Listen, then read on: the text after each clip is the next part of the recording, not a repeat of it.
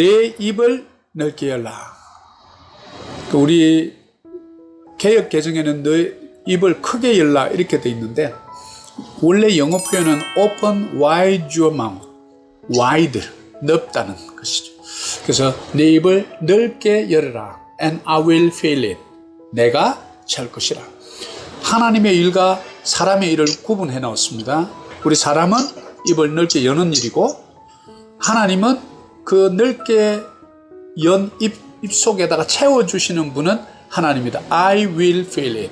이것은 하나님의 일입니다.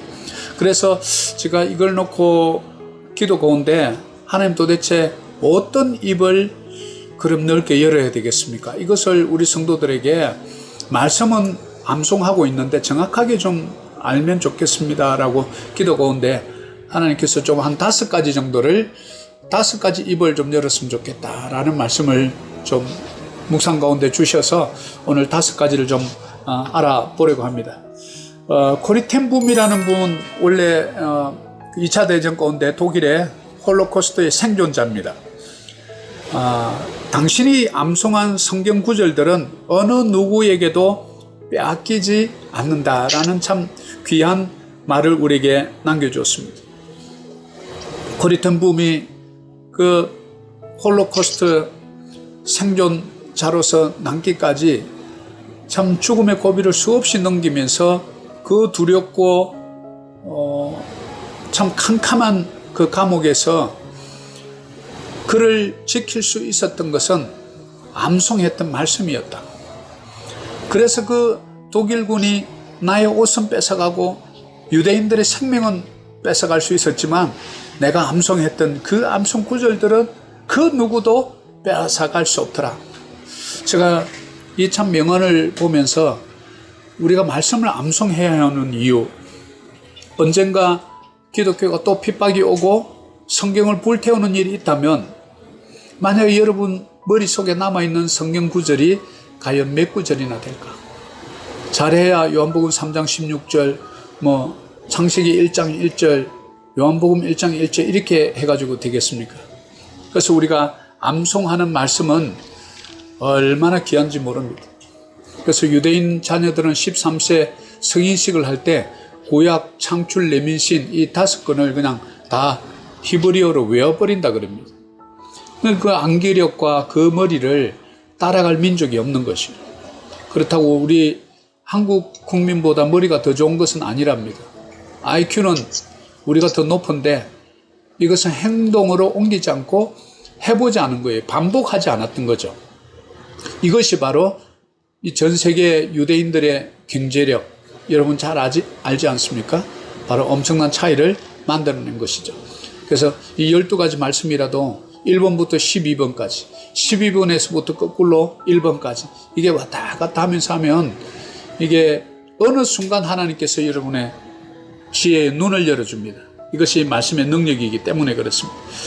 그래서 교회에서 드리는 12가지 축복의 말씀 중에서 이제 내 입을 넓게 열라, 갑절의 은혜를 내게도 주소서, 모든 것이 살아나리라, 이제 이 3가지가 남았습니다. 그래서 오늘 특별히 2022년도에 내 입을 넓게 열라 하는 이 말씀이 좀 시사하는 바가 저는 크다고 생각합니다. 여러분이 입으로 무엇 하죠? 음식을 먹습니다. 또 입으로 무엇 합니까? 말을 합니다. 우리 인간만 유일하게 언어를 구사할 수 있습니다. 그리고 말을 통해서 우리가 서로 소통할 수 있습니다. 이것을 의사소통이라고 합니다. 또 우리 입으로 뭐 합니까? 기도합니다. 하나님과 소통할 수 있습니다. 또 뭐 하죠? 하나님이신 그분 말씀을 읽을 수 있습니다. 소리내서. 또 기쁠 때 뭐 합니까? 노래 부릅니다. 화가 나면 뭐 합니까? 이 입에서 욕도 합니다. 부끄럽지.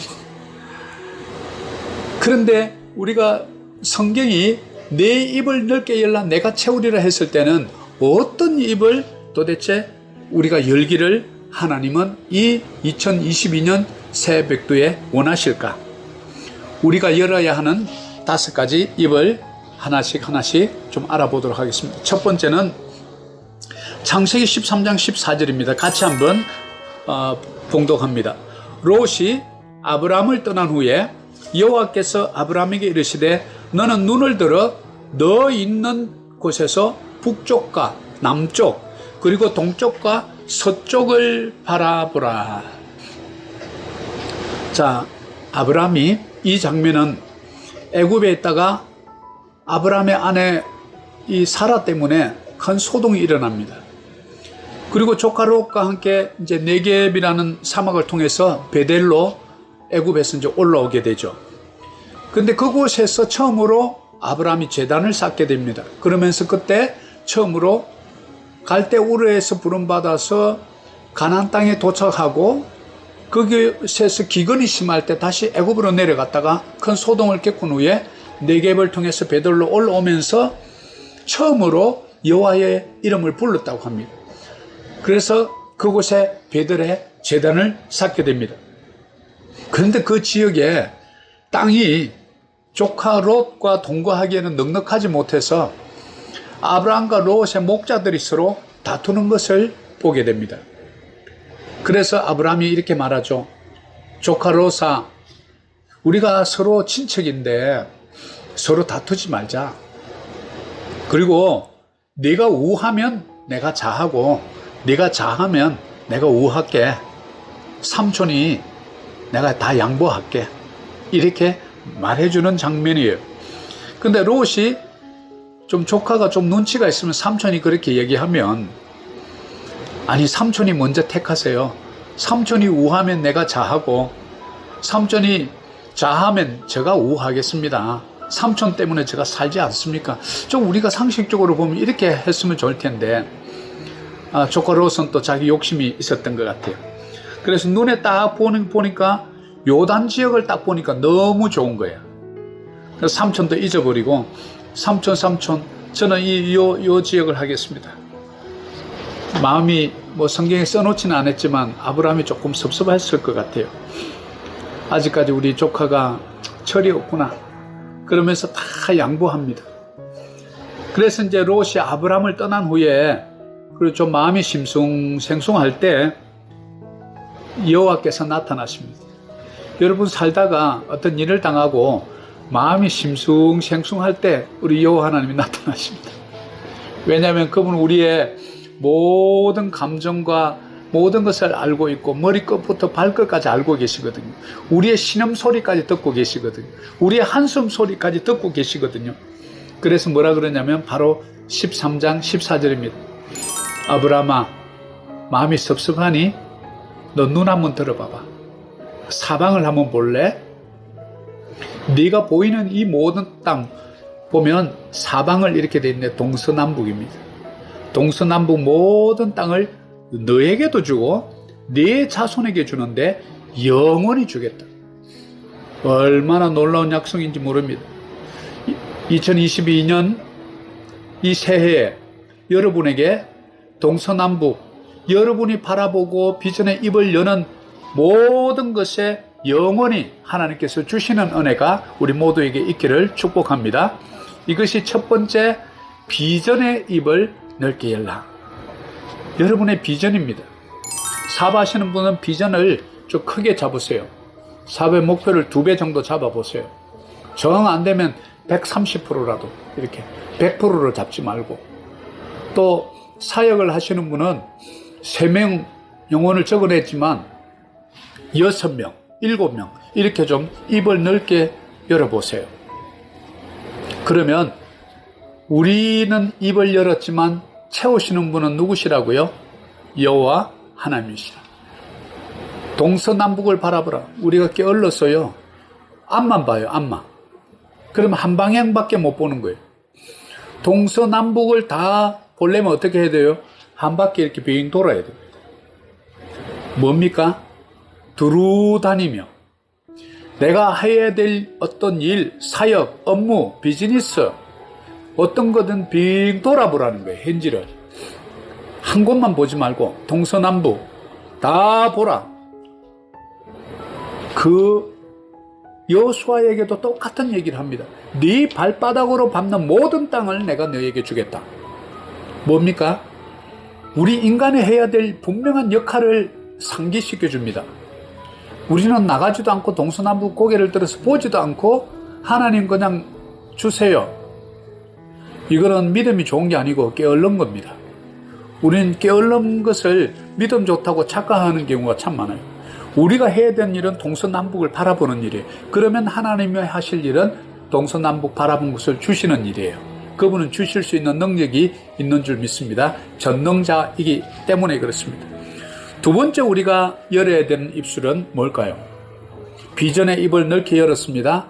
그러면 우리는 미리 감사하는 법에 참 익숙하지 않습니다.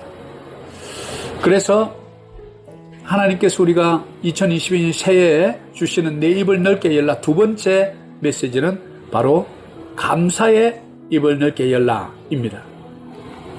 데살로니가전서 5장 18절을 우리 크게 같이 한번 읽습니다. 범사에 감사하라. 이것이 그리스도 예수 안에서 너희를 행하신 하나님의 뜻이니라.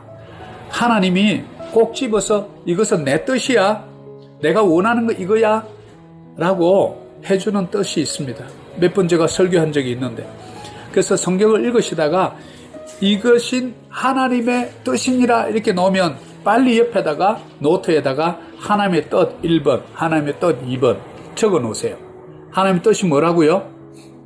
범사에 감사하는 것. 근데 솔직히 여러분, 이 말씀이 읽고 암송하기는 참 쉬운데 이게 뜻대로 잘 되던가요? 여러분, 기분 좋은 일이 있을 때는 감사가 잘 되죠. 목사가 감사하세요 안 해도 감사해요, 감사해요 노래가 나오죠. 그런데 행복한 일이 아니고 좀 슬픈 일이 다가오고 내가 계획했던 일대로 잘 안 되고 내가 어떤 사람들에게 거절당하고 거부당하고 수용받지 못하고 사랑받지 못하고 미움 털이 박혔을 때 여러분 어떠나요? 감사가 나오나요? 불평이 나오죠. 원망이 나오죠. 정죄가 나오죠. 이거는 뭡니까? 지금까지 우리가 알았던 감사는 조건부 감사였다는 사실이에요. 이런 조건에서는 감사했어요. 근데 이런 조건에서는 감사가 아니라 불평이 나오는 거예요. 그 얘기는 다시 바꾸어서 말하면 우리는 감사할 때조차 취사 선택해서 내가 감사할 것만 감사한다는 거예요. 그래서 하나님께서는 바로 우리의 그 완악한 마음을 보시면 범사에 아니야 바꿔, 조건적 감사가 아니라 범사 감사로 바꿔, 이 말이에요.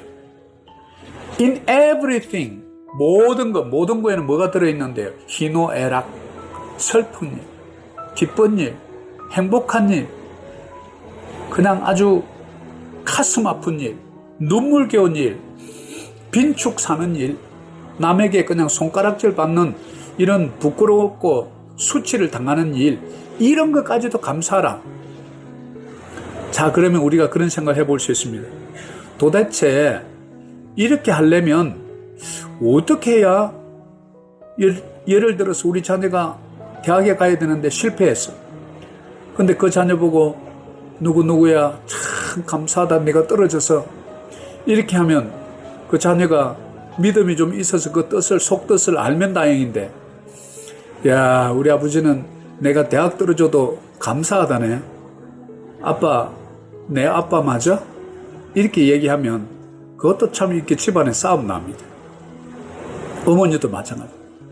그런데 이 범사에 감사라는 얘기는 나의 의지적 감사라는 거예요.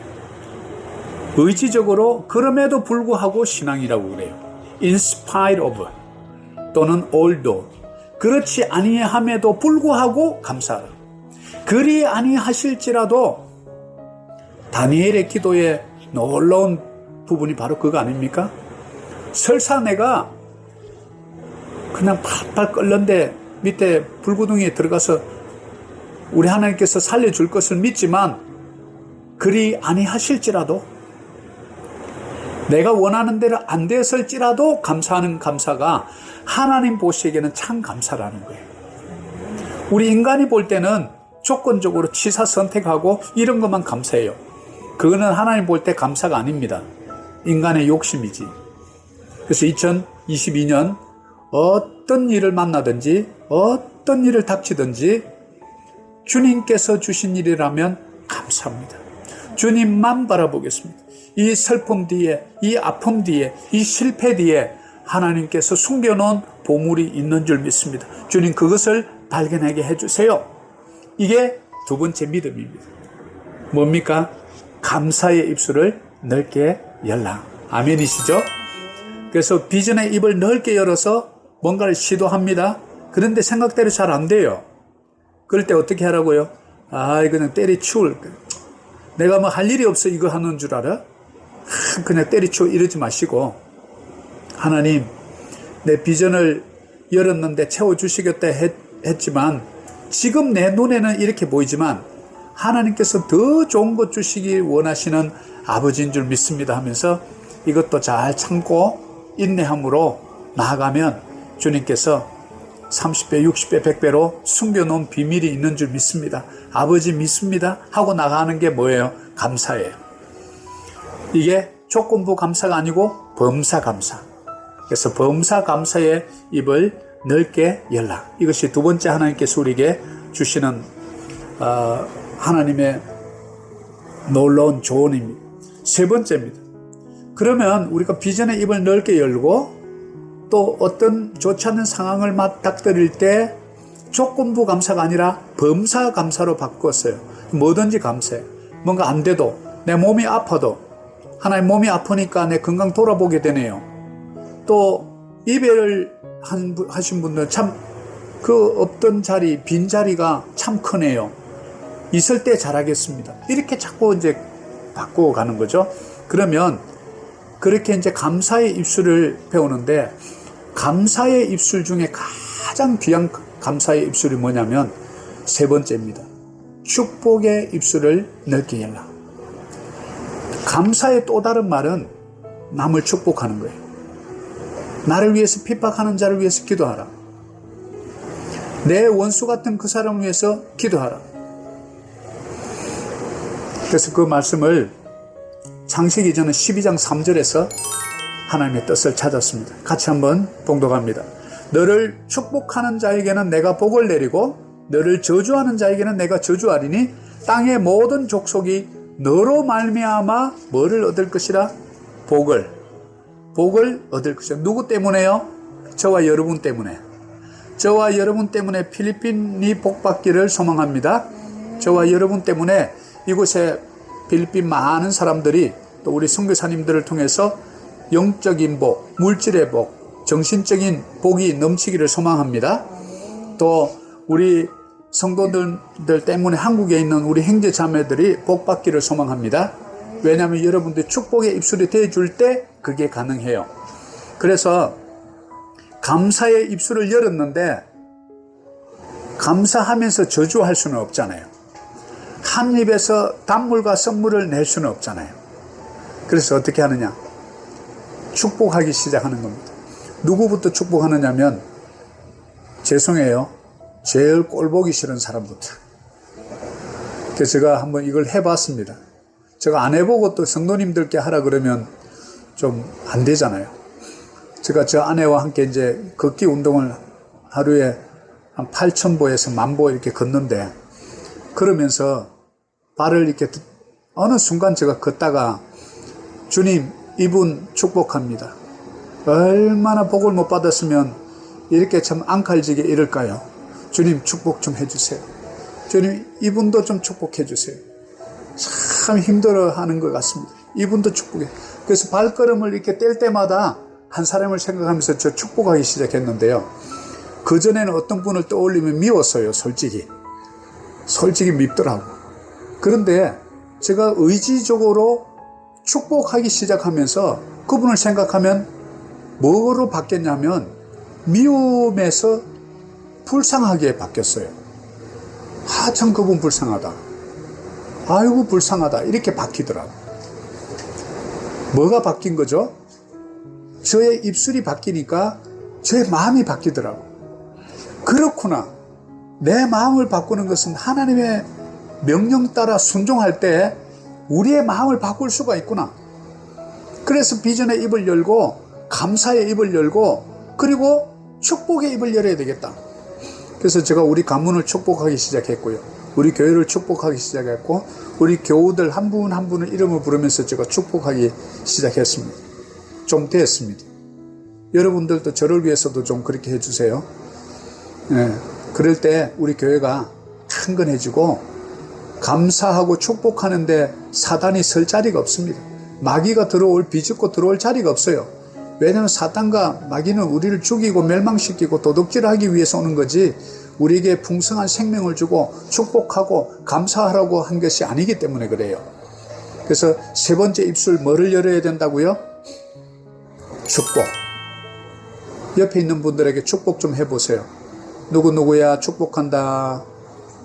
저 멀리 따로따로 있는 분은 이렇게 이름을 부르면서 좀 이것도 좀 날리고 축복한다 이러면서 좀 사랑도 심어서 날리면서 축복한다 이렇게. 예. 아무것도 아닌 것 같죠. 그 일본의 유명한 그 교수가 쓴 물은 답을 알고 있다라는 책이 있어요.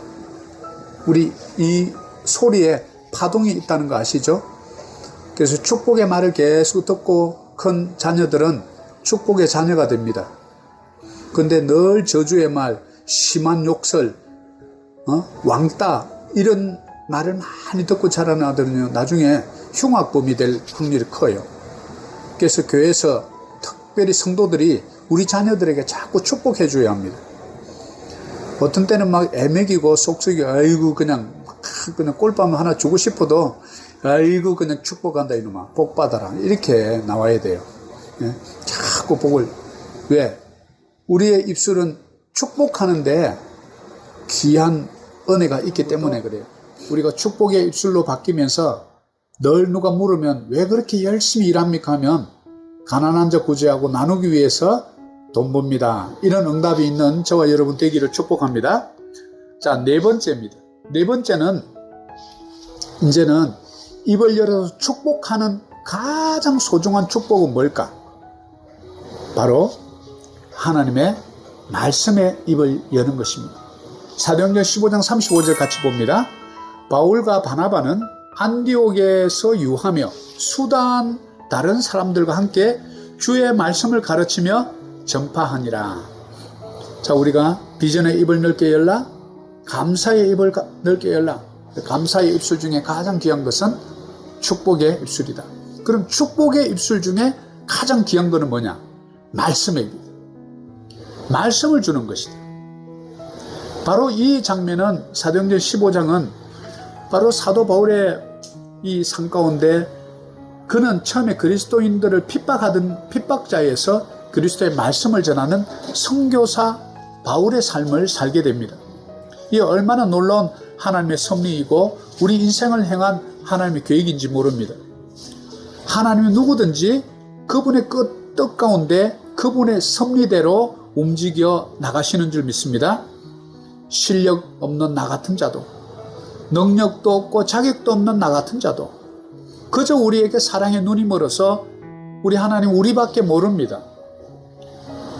마치 우리 연로하신 우리 부모님들 같지 않습니까? 본인은 이빨도 없고 다 빠지고 돈도 없으면서 자녀들 뭐 맛있는 거 사 먹으라고 돈 주십니다. 그 돈을 받아 들고는 자녀들이 울지요. 왜 그럴까요? 본인이 더 아프시면서 자녀들 아픈 것은 눈에 못 보는 거예요. 본인도 이빨은 치아는 다 빠지고 없으면서도 자녀가 치아가 아프다 그러면 빨리 치과 가라고 난립니다. 본인은 안 가시면서. 사랑밖에 몰라요. 우리 하나님이 그렇습니다. 그래서 보이는 하나님이 어쩌면 우리의 부모님인지 모르겠습니다. 안 보이는 하나님 대신에 우리에게 하나님의 역할을 감당하는 분들이 바로 우리 부모님이에요. 그래서 바로 10계명 중에 1계명과 4계명까지는 하나님과 관계라면 5계명부터 10계명까지 전체 6계명이 인간관계에 대한 계명인데 첫 번째가 5번째가 내 부모를 공경하라 나온 이유입니다. 왜? 하나님 다음으로 중요한 사람이 누구냐? 부모다. 그래서 내 부모를 주 안에서 공경하라고 한 이유입니다. 그것이 무엇입니까? 바로 사랑이죠. 어쩌면 바울의 삶이 우리와 너무나 유사한지 모르겠습니다. 그리스도를 핍박하던 자, 그러나 그가 예수를 믿고 부름받아서 선교사가 되죠. 저와 여러분도 하나님께서 불러주셔서 우리가 하나님의 자녀가 된 것입니다. 그리고 이제는 바로 사도행전 15장에 말씀을 가르칩니다. 핍박하던 자가 뭐 한다고요? 말씀을 가르쳐요. 그래서 전도자의 삶은 말씀 사역입니다. 우리가 전도자 또는 선교사 하면 조금 오해하는 부분이 성경의 66권을 아무리 읽어봐도 그 가서 교회를 세웠더라 뭐 이런 내용보다는 사도 바울이 가는 곳마다 말씀을 전파하였더라. 가는 곳마다 회당에서 말씀을 전파하고 유대인들이 받아들이지 않으면 길거리로 시장으로 나가서 말씀을 선포했더라. 말씀을 가르쳤던 거예요. 그래서 우리 선교사의 마음, 선교자의 마음, 전도자의 마음을 가지고 살아가는 우리는 어디를 가든지 말씀을 가르칠 수 있어야 하는데 바로 그 말씀은 예수 그리스도를 전파하는 것이었습니다. 그래서 사도 바울과 바나바가 동력하는 장면입니다. 그래서 이것이 바로 교회의 참 사명이고 목사의 사명이고 선교사의 사명입니다. 말씀 가르치는 겁니다. 끊임없이 가르치고 보내고 흩어지고 그래서 말씀을 전파하는 일, 이것이 네 번째 입을 넓게 열라. 뭐를요? 말씀을 전파하는, 말씀 가르치는 일. 자, 이제 다섯 번째입니다. 다섯 번째는 그러면 말씀을 선포하는 그 행위, 이런 일체가 우리가 복음 전파라 그럽니다. 그러니까 말씀과 복음을 떼어낼 수 없는 거예요. 말씀이 곧 복음이기 때문에, 그 말씀은 곧 그리스도이기 때문에 그래요. 그럼 그것을 다른 사람들에게 전파하는 것을 우리는 preaching the gospel, 복음을 전파한다 그렇게 말하죠. 자, 누가복음 9장 6절이 그것을 알려줍니다. 크게 한번 봉독합니다. 제자들이 나가 각 마을에 두루 다니며 곳곳에 복음을 전하며 병을 고치더라. 제자들이 나가서 각 마을에 다녔다. 두루 다녔다. 뭐 했습니까? Preaching the gospel, 복음을 전파했다는 거예요. 복음을 전파하니까 병이 낫더래요. 우리가 이걸 잘 봐야 합니다. 병이 낫고 나서 복음을 전파했다 이런 데는 그 어디에도 성경에 없습니다. 복음을 전파하고 막 예수 그리스도를 뜨겁게 전했더니 이곳저곳에서 저 병 나았어요 이랬다는 거예요. 왜? 그 말씀의 능력 때문에 그렇습니다. 그래서 복음의 입을 넓게 열라. 우리 21세기에 우리 주님 찾으시는 참교회, 참 그리스도인, 바로 사도행전 29장 비전교회 교우 여러분들인 줄 믿습니다. 우리가 발딛고 있는 그 어디에서든지 우리는 복음을 전해야 합니다. 그 복음은 예수 그리스도십니다. 그 예수 그 이름에 능력이 있는 줄 믿습니다. 복음은 그분에 대해서 알려주는 것입니다. 우리의 죄를 위해서 이 땅에 육신의 몸을 입고 오신 하나님의 아들이신 것을 알려주는 것입니다. 그분은 인간의 몸을 입고 오셨지만 하나님의 아들이십니다. 그분은 우리 죄를 이 땅에 다 도말하기 위해서 십자가에서 우리의 죄를 짊어지시고 그분이 십자가에 훌떡 뛰어 올라가 버렸습니다. 그리고 우리의 모든 죄를 본인과 함께 다 취해서 못 박아 버렸습니다. 거기까지만 가면 참 슬픈 일입니다. 그런데 약속대로 성경의 약속을 응하기 위해서 3일 만에 부활하셔서 너희들도 이렇게 부활될 거야 라는 부활의 첫 열매가 되어서 500여 명에게 실제 증거로 보여주십니다. 그래서 우리는 믿음으로 구원 얻는 법을 우리가 배우고 또 영원히 사는 법을 내 형제 자매에게 공유해 주는 겁니다. 우리끼리만 영생 얻었으니까 남한테 절대 절대 얘기하지 마. 이게 아니고 모든 사람에게 때를 얻든지 못 얻든지 우리는 그 예수 그리스도에 대해서 알려주는 것, 그것이 말씀 아니겠어요? 그것이 뭡니까? 복음 전파입니다. 우리가 이렇게 생각해 보면 어떨까요? 내가 복음 전파하는 선교사를 하면서 말씀을 전혀 안 가르쳐. 그거는 복음이 아닙니다. 복음은 예수 그리스도 그분이시고 하나님의 아들이시 그분을 우리가 소개해주고 그분은 그리스도, 즉 우리의 구원자라는 것을 알려주는 것이 복음이에요.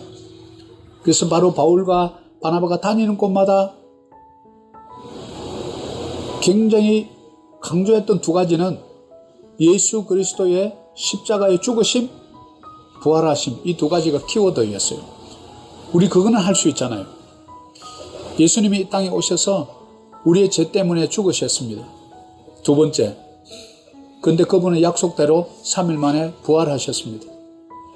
그래서 우리에게 영원한 생명의 보증이 되어 주셨습니다. 이거 아닙니까? 이게 복음 전파입니다. 근데 자꾸 어렵다고 말해요. 뭐 말을 막 아름답게 하면 복음이 전파됩니까? 무엇을 말하죠? 복음에는 그 복음 자체의 능력이 있다는 거예요. 여러분의 입술이 아니고 말재주가 아니고 미사 요구가 아니고 우리가 마음을 먹고 예수님을 전해야 되겠다. 그러면 그 복음이 스스로 확산되는 거예요. 여러분의 입술을 통해서. 이것이 바로 능력입니다. 오늘 말씀 하나만 마지막으로 보고 바로 이 5번째 복음의 입을 열라, 이게 누가복음 9장 6절에도 있지만 이제 마태복음 9장 35절에도 한번 봅니다. 마태복음 9장 35절입니다. 예수께서 모든 도시와 마을에 두루 다니사 그들의 회당에서 가르치시며, 또 가르치네요. 마태도 이렇게 기록하고 의사인 누가도 조금 전에 가르치다 이렇게 나오고요. 그 다음에 천국 복음을 전파하시며 모든 병과 모든 약한 것을 고치시니라. 자, 보니까 예수님께서 오셔서 또 뭘 했나 봤더니 조금 전에 누가복음에는 사도 바울과 바나바가 뭘 했어요? 말씀을 가르쳤어요. 그 말씀이 선포가 되니까 그곳에서 병든 자가 나왔어요. 자, 그럼 이제 예수님의 공생의 기간 중에 마태복음 9장을 보니까 예수님이 모든 도시 마을에 두루 다닙니다. 그들의 회당에 가서 가르칩니다. 사도 바울과 바나바가 했던 일이 똑같네요. 회당에 가서 가르쳐요. 그리고 천국 복음을 전파합니다. 그랬더니 모든 약한 것이 고쳐집니다. 이것을 예수님의 3대 사역이라 이렇게 부릅니다. 첫째, 가르치는 사역, teaching ministry. 두 번째, 천국 복음을 전파하시며 preaching ministry. 제가 밑에 대문자로 이렇게 teaching, preaching, 그 다음 세 번째 healing, 치유 사역. 예수님께서 이 땅에 오셔서 했던 게 뭐냐? 첫째, teaching. 우리가 지금 하고 있는 T 사역입니다. 말씀을 가르쳐. 두 번째, 그 말씀 가지고 preaching, 전파했다. 그러니까 말씀이 없이는 전파가 안 되죠. 뭐를 전파해요? 내 개인적인 얘기 할 수 없지 않습니까? 말씀을 전파한 거죠. preaching 한 거죠. 세 번째, 그래서 말씀을 가르치고 그 말씀을 전파했더니 뭐가 일어납니까? 치유가 일어나. 힐링 미니스트리. 티칭 미니스트리, 프리칭 미니스트리, 힐링 미니스트리. 이것이 바로 예수님께서 이 땅에 오셔서 3년 동안 한 세 가지 주 사역입니다. 사도 바울과 바나바가 똑같이 이것을 하면서 다닙니다. 2차 전도, 3차 전도 다 다니면서. 그랬더니 놀랍게 기적이 일어납니다. 무엇을 말할까요? 우리가 본질에서 벗어나지 않으면 복음은 왕성하게 일어난다. 우리 교회가 지금은 모습이 약하고 인원이 많이 없고 이러지만 이 본질을 벗어나지 않고 끝까지 말씀 사역에 집중하면 2022년도 놀라운 부흥의 역사가 우리 교회에 일어날 줄 믿습니다. 저는 그 부푼 꿈을 갖고 있습니다. 자, 5가지 오늘 말씀을 결론을 맺습니다. 첫 번째, 무슨 입을 열죠? 비전의 입을 열어. 동서남북을 두루 바라보라. 한쪽만 보지 말고 두루 바라보라. 두 번째, 감사의 입을 넓게 열라. 세 번째, 축복의 입을 넓게 열라. Bless others. 네 번째, 말씀의 입을 넓게 열라. 그래서 올해는 세프드 라이프 1, 2, 3권까지 하신 분들은 이제 풍산풍빛을 가르칠 수 있어요. 그래서 그것을 다 공부하신 분들은 이제 풍산풍빛을 들고 정말 말씀을 가르쳐야 합니다. 말씀의 입을 열어야 합니다. 5번째, 말씀의 입을 열면서 복음이 자연적으로 선포됩니다. Preach the gospel. 자, 어떻게 적용해 볼까요? 나의 입을 채우시는 분을 신뢰하시기를 바랍니다. 내 입을 채워주겠다는 이 말씀을 믿으면 이 5가지를 할 수 있어요. 여러분들이 비전의 입을 열고 감사의 입술을 열고 이제부터 나를 믿게 하고 힘들게 하고 막 저주했던 자들 이제는 축복의 입술을 바꿔보는 거예요. 말씀으로 가르쳐보는 겁니다. 복음을 전해보는 것입니다. 이럴 때 하나님께서 내 입을 넓게 열라 내가 채우리라. 이 모든 것에 응답 주시기를 원하시는 우리 주님의 놀라운 은혜가 함께 할 줄 믿습니다.